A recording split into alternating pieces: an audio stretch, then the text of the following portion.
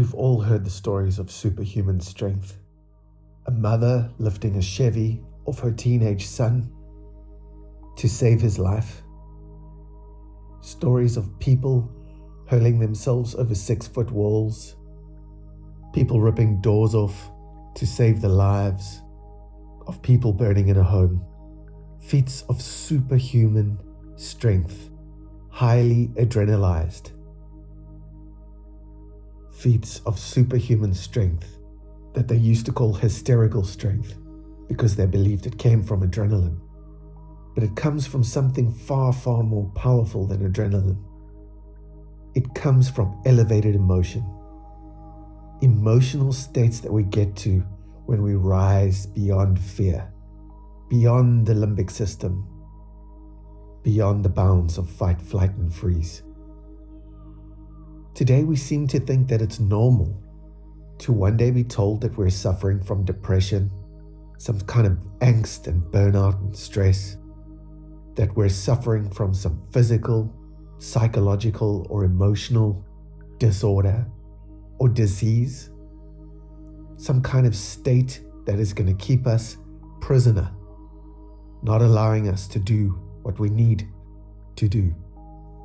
We think it's normal being diagnosed, having some kind of burden, some heavy limitations put on us.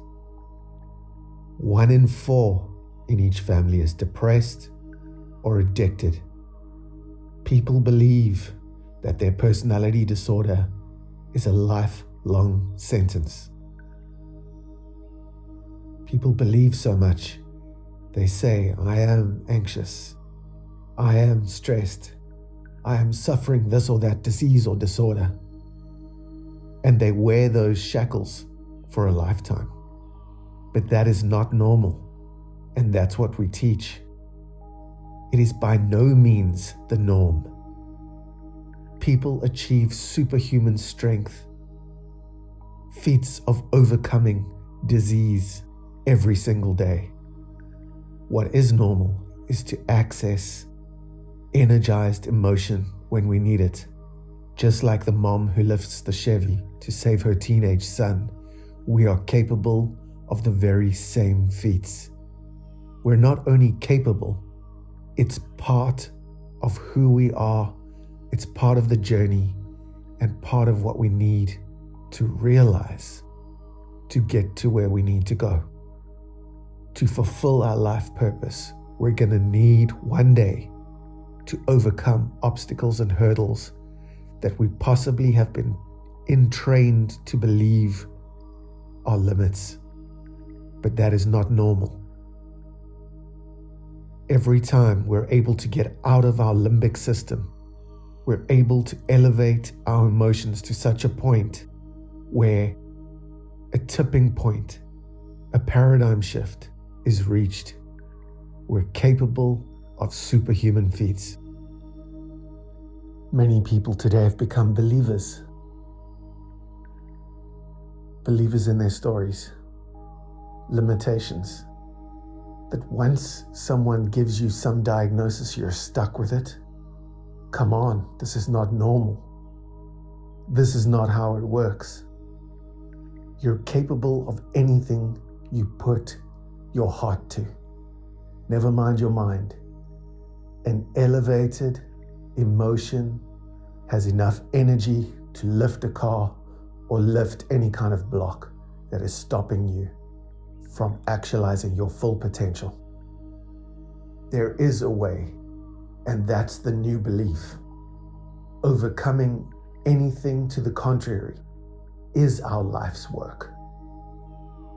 When we want to understand the neuroscience behind your emotions, your highest self, Berkeley PhD students did a major study and found that 400% more power is found in EQ than IQ.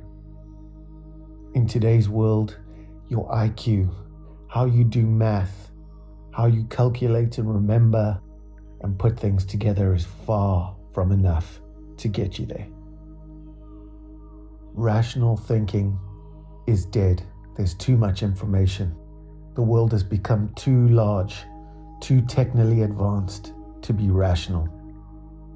Just look around you and understand why people are naturally losing their minds. What's going to bring us back is the heart, is the heart-brain coherence, the emotional intelligence. There is nothing stronger than the power of love. Understand that when you are in love, fear leaves the room, and this is when you're capable of crossing those bridges, of healing, of transforming yourself. Self-love is the beginning of the journey from IQ to EQ, and emotional intelligence will take us through to being able to see without seeing. It'll take us to CQ, to be able to contemplate ourselves and our lives exactly as we are, without the boundaries, the masks, the fear. The biggest part of your body is emotion, is heart, is passion. By far the biggest and most powerful part of your brain, your neurobiology, is your emotional mind. Not your EQ, not your limbic system, not your survival mind. You're not an animal. You're a divine, creative human being that has been designed to overcome, to achieve a specific, deep purpose. Nothing can or should stand in the way of that purpose. And today we know all we need to do is tap into our emotion, tap into the power of love. Love that becomes inspiration, intuition, all extrasensory, far beyond your five senses. Love becomes intention, inspiration, insight. You become extrasensory when you tap into the emotions of love.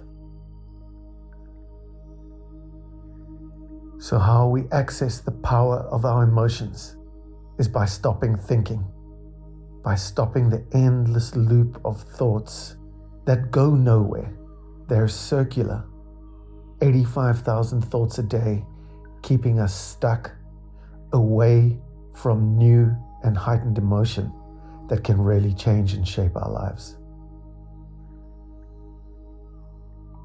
People are trying to take LSD, ketamine, ayahuasca, all sorts of things to try and awaken the IQ, but no. You can put the thinking brain aside and access your emotional mind. When you do, the whole brain lights up, far greater than it does with any external stimulant. This is where the research is going, and it's what it will teach us, that the power of love, gratitude, can energize us like nothing else on earth. Moving beyond the confines and the limits of the reptilian brain, the primal brain, is something that we can all do. Our self-preserving behavior is more active than it's ever been before in history, in a world that is changing on an hour-to-hour, day-by-day basis. Nothing is certain and nothing stays the same. The reptilian brain, the primal ego, bases itself in survival and fear, fueled by trauma. It tries to solve problems that are virtually unsolvable until we show up as who we really are, as spiritual, emotional, body, heart, mind beings. When we show up in total, we become authentic, we become powerful, and we are able to overcome primal survival instincts. How do we do it? How do we stop thinking on this level, in the downstairs, compartments of our brain. We become still. We start managing our breathing. We start to show up for ourselves and manage our thoughts, our feelings, our behaviors. And in so doing, we change the very consequences, the very places that we're headed to can change when we interrupt our behavior chain. When we light up forebrain, midbrain, and hindbrain together through breath, through stillness, through meditation and contemplation, we can change the body's vital functions, respiration, heart rates, and every dis-ease and disorder that is in between can be overcome. Yoga itself means union. We need to put the body, heart, mind together. When we do, we access 100% brain power. The brain lies incredibly dormant, and when we're stuck, we start thinking like mammals and reptiles. We start thinking small. We start thinking limitations, and only small parts of our brain glow. Every other piece of energy and resource is used for survival. Survival that we don't really need. We're not being chased any longer by saber-toothed tigers. So we have to show our brain, show ourselves. We have to shift the whole paradigm and the narrative. And when we're in emotional agony, understand that we can easily overcome it through contemplative practice, through breath, stillness, consciousness. And we're all capable of doing it in any given moment in time. So in this way, we're limitless and we don't even know it. We're unconscious, sleeping, until we become extrasensory and override a brain that is controlling us for survival. The science is in that you can have a profound effect through all of these practices on your immune system, your cardiovascular system, lymphatic systems, all systems within, even bacteria and viruses. Nothing is beyond your control. Not control based in fear. Control based on purpose, on your intention, on how you present the meaning of your life to yourself. Science has shown us what religion and spirituality have always tried to teach.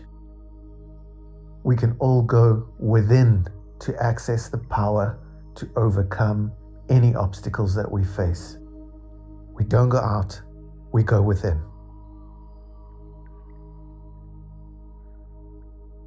What the wisdom traditions and the desert fathers and all prophets and mystics and teachers around the world have tried to teach us is that biochemically and neurologically we can activate internal power to overcome any external obstacles. When life brings trauma and agony and pain, we must understand that when we are ready, we have the power to overcome all the emotions that hold us back from happiness, peace, experiencing reality and bliss. We need nothing external to create the transformation.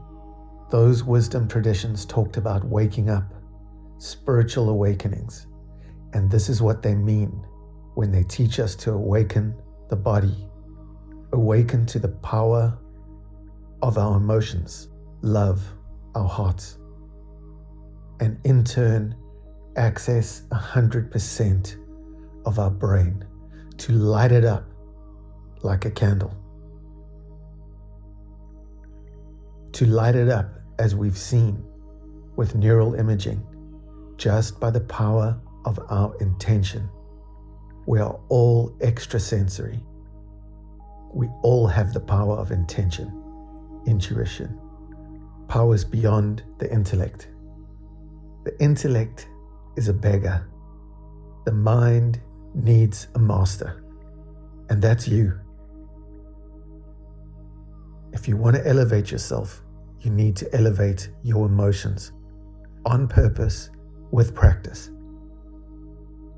And it's in that way that you retake the steering wheel of your biology, your cognition, and your soul.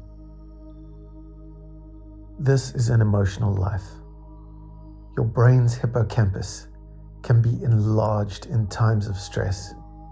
And through meditative practice, science has shown us that we can change the size of that emotional center. That hippocampus can get larger or smaller with the power of your own intention. This shows us how much power and control we have to guide and direct our emotion rather than let unmanaged emotion run riot. Emotion is based on the most two powerful aspects of who we are: fear and love. Literally, psychiatry and psychology, through to spirituality and religion, have been pointing us in this direction forever. Yet, sometimes it has been misunderstood. Perfect love casts out fear. In other words, when we elevate those emotions, we can cast out fear that is turned into depression, overwhelm, stress, and even personality disorders. Are they treatable? Absolutely. Not only are these things treatable, they're part of the journey. They're the dark night of the soul that we need to traverse. It is the duty and responsibility of each and every one of us to transcend and overcome fear. That is the journey. That is our calling. To become love, heart, emotion, rather than just mind, running on fear, running on reptilian responses. So as Carl Jung said, one of my favorite psychiatrists, is that the anima, represents the divine side of our human psyche. Just as dolphins have a brain twice the size of ours, they are highly emotional, highly prized and blessed with EQ. Dolphins, in fact, spend their time far, far more wisely than we do, chasing money, chasing stress, chasing busyness. Jung believed that animals live in contact with a secret of absolute knowledge of the unconscious. And it's these emotions that open animals and close down humans. With fear, animals tend to forget everything and rise. And we tend to forget everything and run. This is the way our survival mind is designed. So even though the body becomes subconsciously programmed and conditioned to the mind, to all our thoughts, feelings, memories, and emotions, to everything that has happened to us in the past, we're conditioned. The mind is trained, and the same automatic emotional responses start leading our lives. We start operating with a limited mindset. Disappointment, fear, frustration, anger, all of these things set in, and we are led to believe a lie. We are led to believe that we are stuck here, that this is our fate, but it's not the case. What we need to realize is that we can reclaim our power by changing our state of being, by elevating our emotions. by creating a new future with new intentions, with our extrasensory capabilities, we're able to look into the unknown, the uncertain. We're able to look into a new future. And this is the start of any transformational process. When you begin to really dig deep and start feeling emotions, higher emotions, with higher intention and intelligence, these elevated emotions create new conditions in your body, heart, and mind. New conditions create a new future. And we are capable of any future we put our body, hearts, and minds to. We know that thoughts have the power to make us sick or well. These thoughts are influenced by past experiences and the environment. They create the same life, the same boundaries, the same prison that we might be used to. But we can break free from the cycle of these repetitive patterns at any given time by switching from victim to master of our own stories.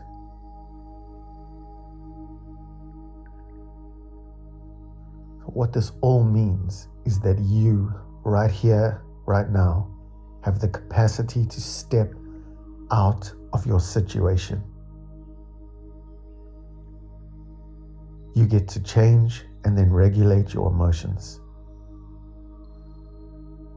Practice will help you enlarge the hippocampus, allowing you to feel more emotion, to move past trauma, stuckness, and hurt, to move past despair. The key to a paradigm shift for each and every one of us. Where focus goes, energy flows. It's all about what you start to focus on. When you withdraw from your external influence, the world's influence on who you have become, you will no longer be controlled by your emotions, because it is in fact your emotions that will set you free. So you can grab the wheel of your mind and steer in any direction that you want to go with the power of intention, with the power of your extrasensory self. By bringing all your faculties and talents together, you will be able to access the power of love, the greatest power in the universe. Perfect love casts out fear. It casts out fear from your mind, your body, and your heart. And when we cast that fear out, we're capable of greater things than we possibly could have imagined.